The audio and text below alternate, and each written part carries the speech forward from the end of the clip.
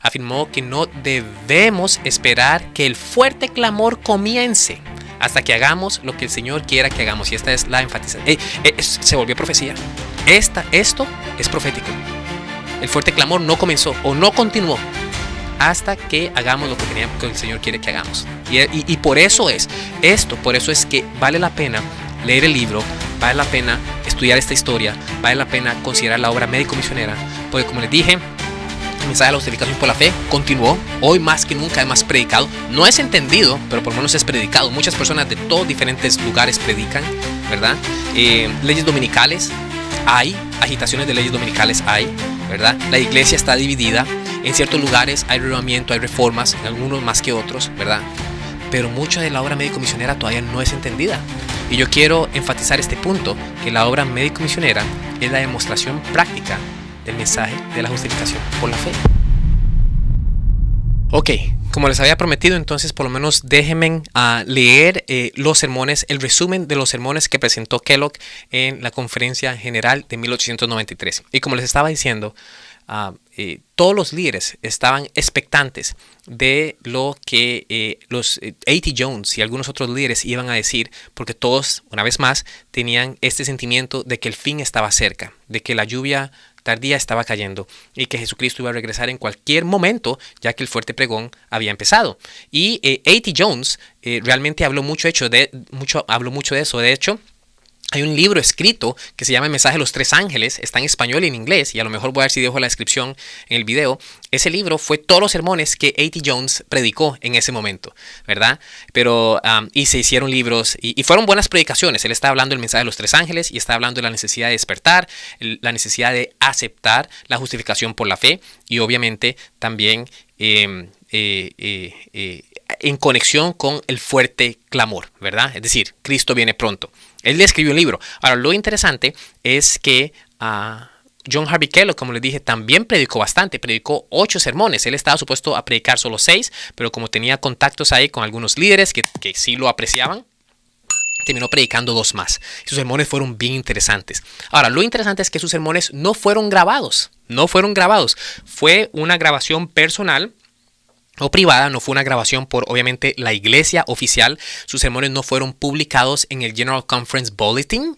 Las personas no pudieron escuchar sus sermones. Como ya les dije, en ese tiempo habían conflictos con los líderes de la iglesia, obviamente con John Harvey Kellogg, y ya leímos las citas, ustedes ya escucharon las citas y el conflicto era más que evidente, ¿verdad? De hecho, ni siquiera les pude contar lo que Kellogg había dicho a la Temperance Association con respecto a los líderes que se hizo profecía hoy. Bien interesante, porque él dijo que la iglesia no estaba enseñando a los pastores jóvenes el mensaje de salud y que él teme por un día cuando estos pastores se hagan grandes y se hagan líderes, no aprecien el mensaje de la salud. Qué interesante. Y esas palabras también se volvieron proféticas. Mis hermanos, ahora que estamos fuera del aire y tenemos un poquito más de tiempo, aunque ese sermón ya quizá está un poquito más alargado, quiero decirles también que yo voy a estar preparando clases en detalles de todo el libro de DeSozo en español, para que también ustedes puedan conocer esta historia y muchas otras cosas más que han pasado en relación a este tema del mensaje de los tres ángeles, el fuerte clamor o el fuerte pregón y la obra médico-misionera. Y como John Tyndall y Elder Frazee, ¿verdad?, trajeron esto en los tiempos más modernos para evangelizar a las ciudades de una manera sistemática, de una manera que básicamente se concentraba en la obra médico-misionera. Así que si quieren más detalles acerca de esto, únase al grupo de WhatsApp para que esté obviamente informado, o también suscríbase al canal si no lo ha hecho, porque vamos a estar publicando las clases. De hecho, estamos hablando con el autor del libro, Dave Fiedler, para ver si lo pudiéramos tener aquí y compartiendo con ustedes. Así que vamos a ver si eso es posible. Pero todo esto en detalle va a estar en los futuros videos, en las futuras clases que vamos a estar publicando. Yo creo que esas clases van a ser una bendición. Hablaré eso más después. Pero continuando aquí, interesante es que los sermones de Kellogg no se grabaron, ¿verdad? Así que él tuvo que tener una persona grabándolos, escribiéndolos. En ese tiempo no había redes sociales, no habían videos, no habían grabadores, todo tenía que typearse manualmente. Y la conferencia general no publicó sus sermones. Sus sermones tuvieron que ser publicados por el sanatorio, ¿verdad? Tuvieron que ser publicados aparte. El mismo Kellogg tuvo que pagar por publicar sus propios sermones, que era algo que obviamente le tocaba a la conferencia general. Ahora, eso nos deja saber que realmente muchos de los líderes no querían que la iglesia escuchara lo que Kellogg tenía que decir. En ese momento, la iglesia solo tenía acceso a los votos y a lo que se decidía o a lo que se hablaba en las conferencias generales a través del boletín que se publicaba. Así que sus sermones no fueron grabados y nosotros ya sabemos por ese gran conflicto que había en ese momento, porque los líderes eran lentos para aceptar la obra de salud, y Kellogg había perdido obviamente confianza en ellos. Así que sin más preámbulo, veamos el resumen de lo que él predicó, y como les dije, todos sus sermones están grabados en detalle en el libro Dichoso, por si ustedes lo quieren conseguir. Entonces, en el sermón número 1, él dijo, este es el resumen, dice que esta presentación realizada el 5 de febrero de 1893 se centró en las necesidades y oportunidades para la obra médico-misionera. El doctor Kellogg no analizó de inmediato el fuerte clamor, que recuérdense, era de lo que todo el mundo estaba hablando en ese momento. Eso fue lo que Jones estaba hablando, todo el mundo estaba hablando. No, Kellogg ni siquiera le tomó importancia, ¿verdad? Él se enfocó en la obra médico-misionera y en las necesidades y oportunidades que estaba en ese momento. Dice que en su lugar comenzó dirigiendo la atención de los delegados a varios párrafos de los escritos de Elena de White de enero de 1891. Citó su declaración de que si uno ejercitara sus músculos, su mente estaría mejor equilibrada, que es lo que enfatizó la necesidad de que los ministros y obreros de las instituciones tengan mentes bien equilibradas. ¿Qué es lo que le está diciendo? Bueno, para que pensemos mejor, tenemos que hacer ejercicio. Quizá muchos de ellos no hacían ejercicio. Ustedes ven cómo los sermones de Kellogg posiblemente fueran un poquito inflamatorios.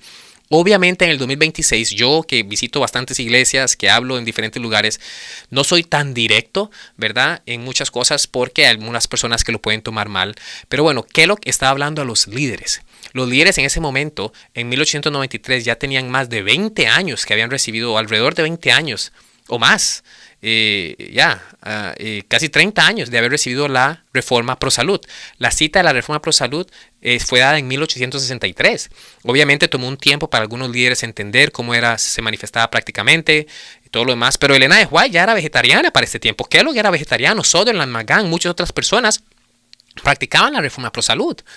Y Kellogg está hablando a un grupo de oyentes, a los delegados, a los líderes, que en la mente de él dicen, como dicen en inglés, you guys should know better. Es decir, ustedes ya saben y no lo practican, son desobedientes. Es cierto que hay personas que quizá no saben, es cierto que hay personas que quizá todavía están en la ignorancia, que aún no han sido convencidos. Está bien, uno tiene que ser un poquito más tactful, dicen en inglés, un poquito más delicado con ellos. Pero estos líderes, Kellogg decía, ustedes saben todo y no lo quieren hacer. Por eso que les hablaba un poquito fuerte. Como les digo, esto no es una inspiración para ir a nuestras iglesias y decir, obra médico-misionera, salud, hay que hacerlo. No, Kellogg lo hizo porque estos eran líderes. Pero muchas veces nosotros tenemos que ser un poquito más compasivos, misericordiosos y pacientes con los hermanos que muchas veces no entienden esto. El segundo sermón. Ese es el resumen del segundo sermón. La mayor parte de la segunda charla de Kellogg consistió en citas de Elena de White. Muchas de estas citas probablemente abordaban temas relacionados con el ministerio, lo que posiblemente causó incomodidad entre algunos ministros, entre algunos pastores. Cuando ella dice ministers en inglés se refiere básicamente a los pastores, ¿verdad? Dice que en este segundo sermón el objetivo de Kellogg era demostrar la interrelación entre la reforma pro salud y el evangelio. Concluyó citando a Elena de White, ¿verdad? Afirmando que los predicadores deben de ser reformadores pro salud, genuinos y sinceros, en obediencia a la palabra de Dios, y que la temperancia es parte del mensaje del tercer ángel, el cual no puede ser predicado sin incluir la higiene y la temperancia. Y la higiene o hygiene en ese momento básicamente significaba salud. Hygiene era para ellos lo que hoy nosotros decimos salud o salud en estilo de vida. Eso es lo que significa hygiene o higiene, traducido en español. Así como ustedes pueden ver ya el segundo sermón, ustedes ya entienden por qué los pastores, los líderes de la conferencia general no publicaron sus sermones. Nosotros tenemos estos sermones hoy porque fue el mismo Kellogg con su mismo dinero que los publicó, ¿verdad? Pagó por eso es que los tenemos, y obviamente Dave Fiedler los publicó en su libro. Ustedes pueden encontrar esto, pero no lo van a encontrar en los archivos de la conferencia general, porque obviamente no vino por líneas regulares. Pero si no los tuviéramos, estos sermones son fuertes, inflamatorios, y yo estoy seguro que muchos de ustedes van a querer leerlos todos. Como les dije, vamos a tener clases, y este libro ya está traducido en español. Yo todas estas citas las tuve que traducir en español. ¿verdad? Pero este libro ya está traducido al español y les voy a dar más noticias, buenas noticias en un futuro video. ¿Ok? Sermón número 3, avancemos.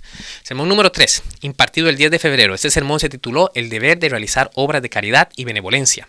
Recuerden una vez más, en ese momento a la obra que nosotros llamamos obra médico-misionera no se le llamaba obra médico-misionera, se le llamaba la obra de beneficencia social o se le caracterizaba con la obra de Isaías 58. Por eso es que constantemente ustedes van a encontrar a Kellogg citando Isaías 58 una y otra vez.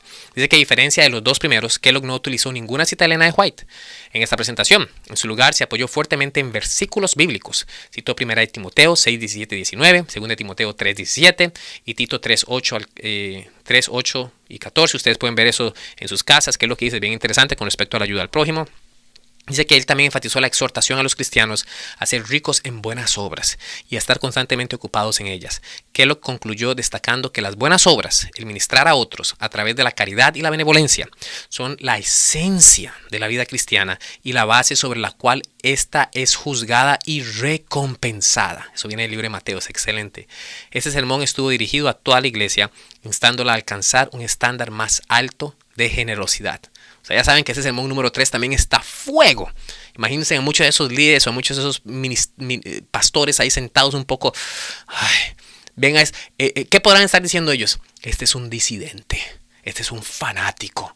Yo no sé, estoy suponiendo, eso vino de mí. Eso no está escrito, ¿verdad? Pero imaginemos si esto fuera predicado hoy.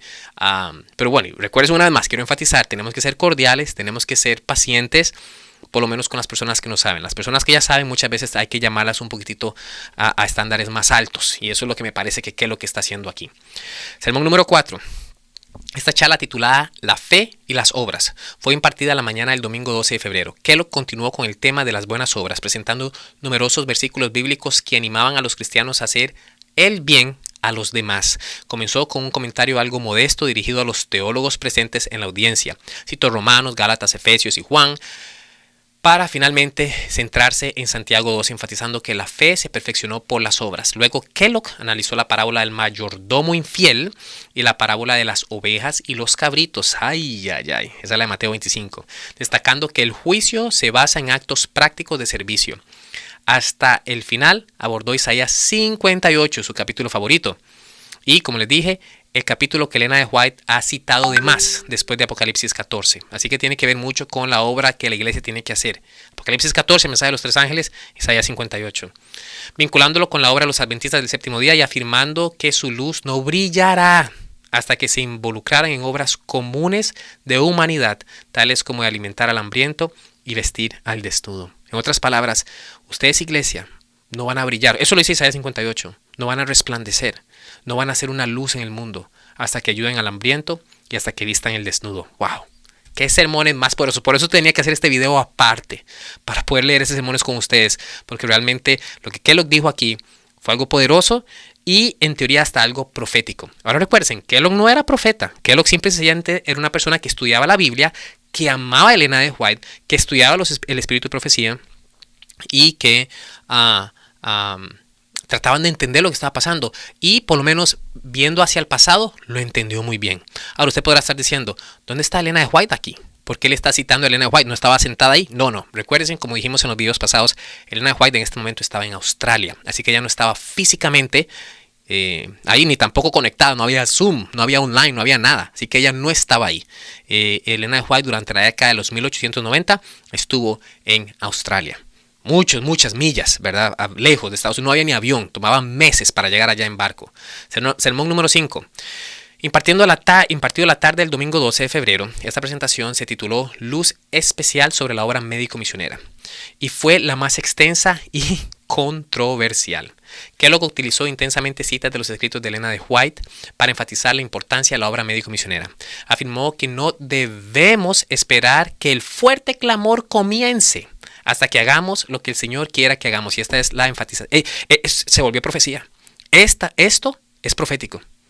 El fuerte clamor no comenzó o no continuó hasta que hagamos lo que el Señor quiere que hagamos. Y por eso es que vale la pena leer el libro, vale la pena estudiar esta historia, vale la pena considerar la obra médico-misionera, porque como les dije, El mensaje de la justificación por la fe continuó. Hoy más que nunca es más predicado. No es entendido, pero por lo menos es predicado. Muchas personas de todos diferentes lugares predican, ¿verdad? Leyes dominicales hay. Agitaciones de leyes dominicales hay, ¿verdad? La iglesia está dividida. En ciertos lugares hay renovamiento, hay reformas, en algunos más que otros, ¿verdad? Pero mucha de la obra médico-misionera todavía no es entendida. Y yo quiero enfatizar este punto, que la obra médico-misionera es la demostración práctica del mensaje de la justificación por la fe. Como lo leímos en los videos pasados, vayan y los vean, ¿verdad?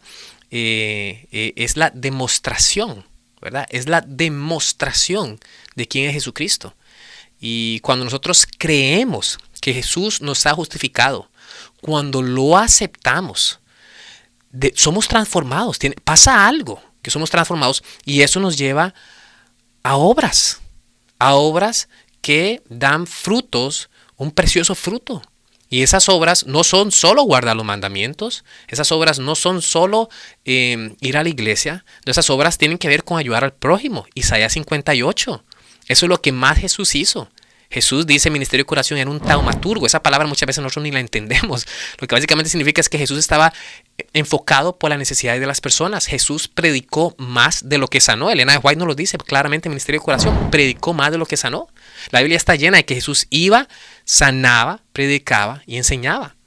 Así que esto es bien importante y por eso es que yo creo que vale la pena que nosotros nos concentremos, enfaticemos y estudiemos acerca de estos temas para que nos convirtamos en médicos misioneros. Porque si no hacemos lo que el Señor nos ha mandado a hacer, el fuerte clamor no va a empezar, como dijo Kellogg, o no va a continuar. Déjenme decirle, mis hermanos, que Jesús va a venir dependientemente de que usted esté listo o no. Él va a venir. Y Él sabe que va a haber un grupo posiblemente pequeño, desafortunadamente, que va a estar listo y va a estar haciendo esta obra. Y déjeme decirle que alrededor del mundo ya hay un grupo pequeño que está haciendo esta obra.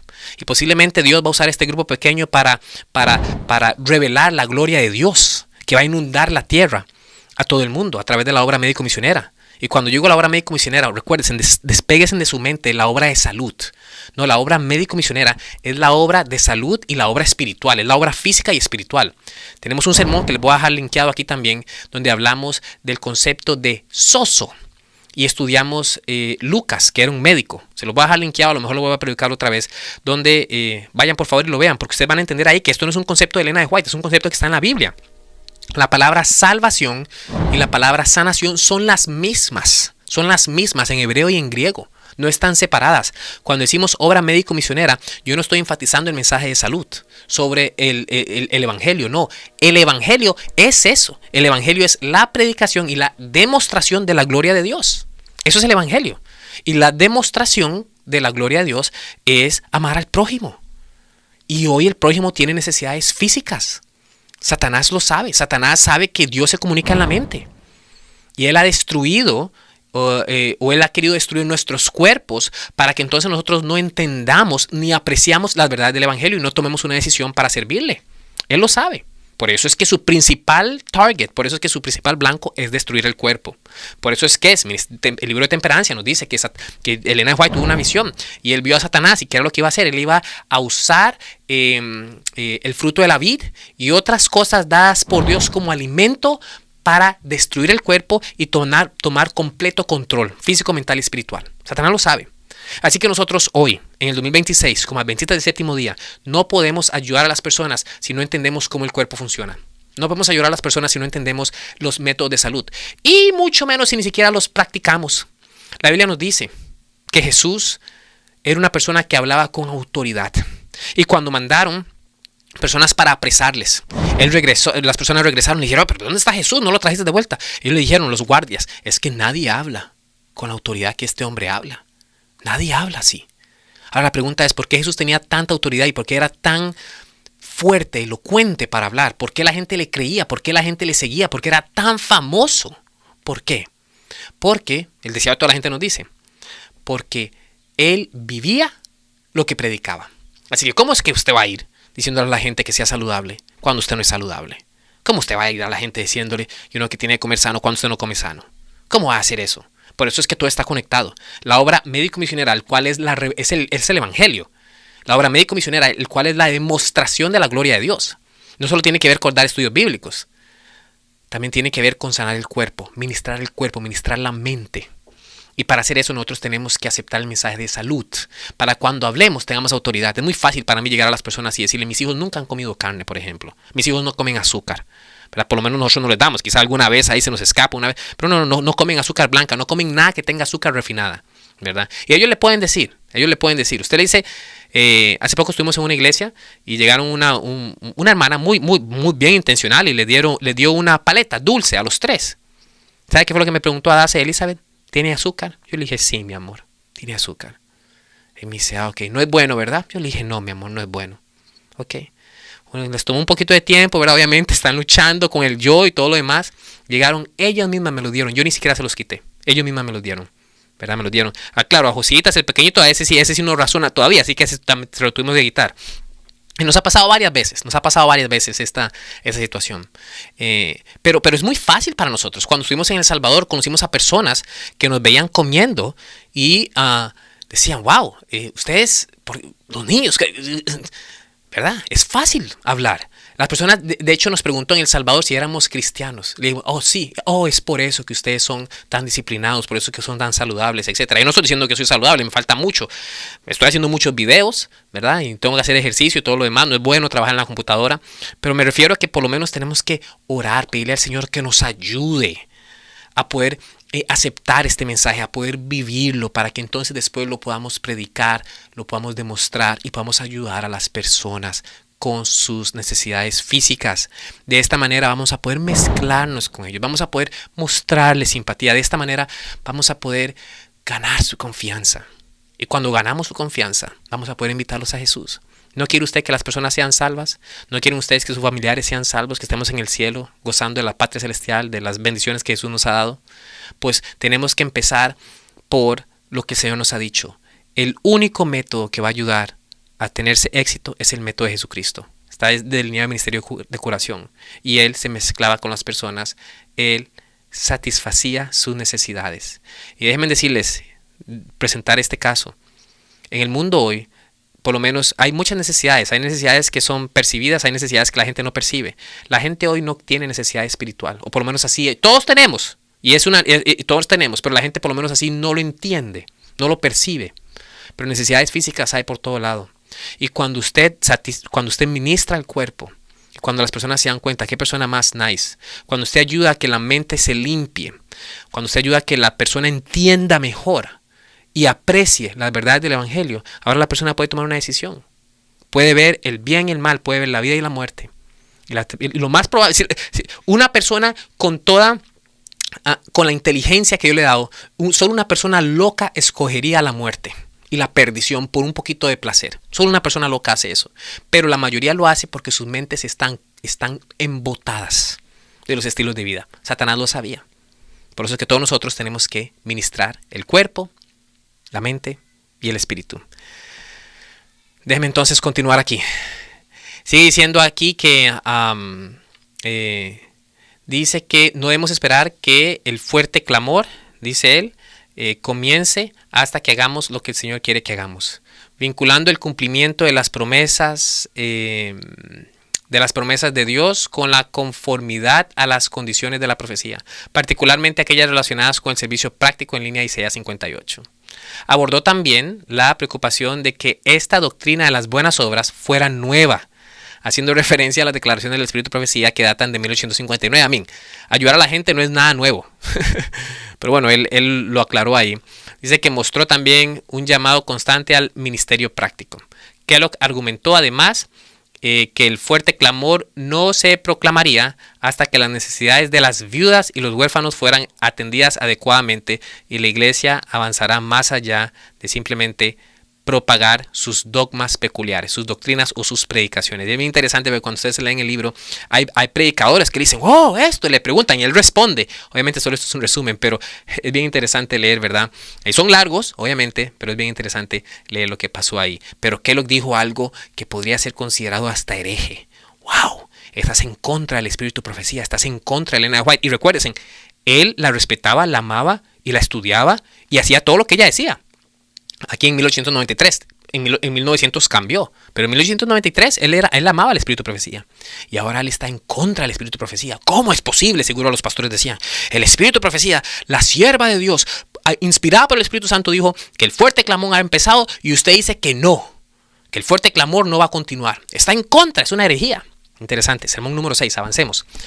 Dice que esta charla se impartió el 13 de febrero y debido a las limitaciones de tiempo fue una continuación del tema de la tarde anterior, que lo comenzó reafirmando la necesidad de las buenas obras como una manifestación de la fe, utilizando nuevamente citas de Elena de White. Se centró en Isaías 58 una vez más, reiterando su postura de que los mandatos de este capítulo son un requisito previo para el fuerte clamor. Citó el comentario de Elena de White sobre Isaías 58, destacando que las bendiciones prometidas están condicionadas a la obediencia y a estas instrucciones. Kellogg también utilizó la parábola del buen samaritano y el comentario de Elena de White sobre la misma para ilustrar las obligaciones morales hacia los semejantes y la importancia de la benevolencia. Enfatizó que en los testimonios hay más material sobre la benevolencia y la caridad que sobre casi cualquier otro tema. Y concluyó afirmando que el fuerte clamor no se produciría mientras la iglesia ignorara estas verdades importantes y continuara descuidando la instrucción dada durante muchos años. Así que lo hizo una vez más diciendo tenemos que hacer Isaías 58 o no va a haber fuerte clamor. Una vez más, en 2026, Kellogg tuvo razón. No porque era profeta, sino porque él entendía que era el mensaje de la justificación por la fe, porque él entendía, Elena de White, porque él entendía sus escritos. El último slide, la última presentación aquí, el sermón 7 y 8. Dice que estos dos sermones, impartidos después de las 6 charlas iniciales programadas, se titularon Aperturas para la obra médico-misionera en el hogar y en el extranjero. Cuando dice hogar, básicamente se refieren locales realmente en Estados Unidos, y oportunidades para la obra médico-misionera. Se describieron como relativamente modernos en comparación con las presentaciones anteriores, que fueron más intensas. No dice modernas. Moderadas.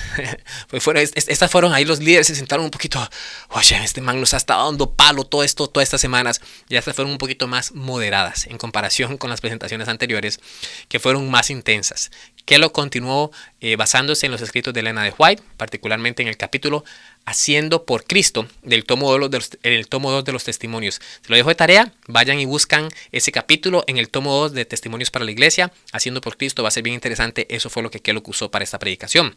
Dice que también presentó numerosas citas breves enfatizando la importancia de los actos de misericordia y benevolencia, el cuidado de los huérfanos y el compromiso resuelto en esta obra.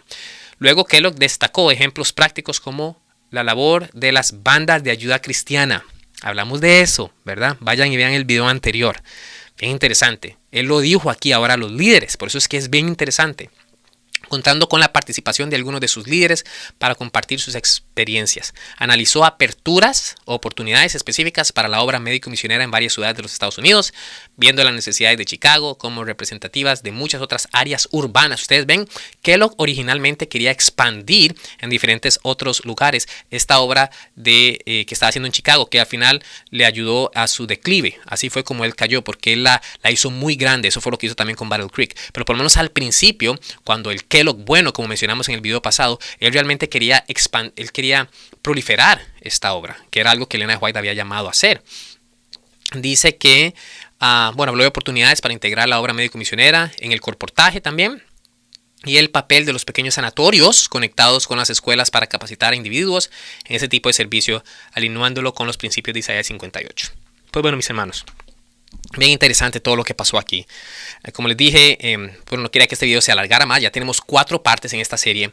Pero bien interesante todo lo que Kellogg dijo. Y pues bueno, por lo menos con respecto a esto de los sanatorios, esto es lo que muchas instituciones hacen, como Wildwood, Eden Valley, UC Pines, ¿verdad? Tienen sanatorios conectados con las escuelas. Aquí fue donde yo aprendí, ¿verdad? Y donde yo entendí esta obra que el Señor nos había dado.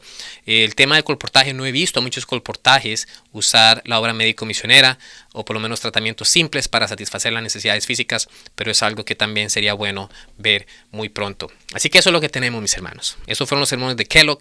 Nosotros sabemos entonces que después de esto, sus entendimientos se volvió realidad, porque así fue. El fuerte pregón o no continuó, o se detuvo, o nunca empezó, y nosotros sabemos que Elena de White tampoco se equivocó. Así que esto es un llamado para nosotros para entender mejor estas cosas, y yo oro y le pido al Señor que ustedes también puedan entender estas cosas estudiar y prepararse para que todos juntos podamos terminar la obra de Dios. Y como ya les dije, nosotros estamos preparando una clase de todo esto, porque justo después de esto, Elena de White implementó muchas de estas cosas en Australia. Y cuando regresó a los Estados Unidos, tuvo una visión en 1910, donde John Tyndall y Frécy predicaron el evangelio de la obra médico-misionera en las ciudades y tuvieron bastante éxito. Pero para saber más de eso, esperen la clase. Suscríbanse al canal y estén atentos. Si de casualidad están viendo este video y no vieron los videos anteriores, se los voy a dejar aquí linkeados. Mi nombre es Esteban Beckford, esto es Beckford's Ministry. Maranata.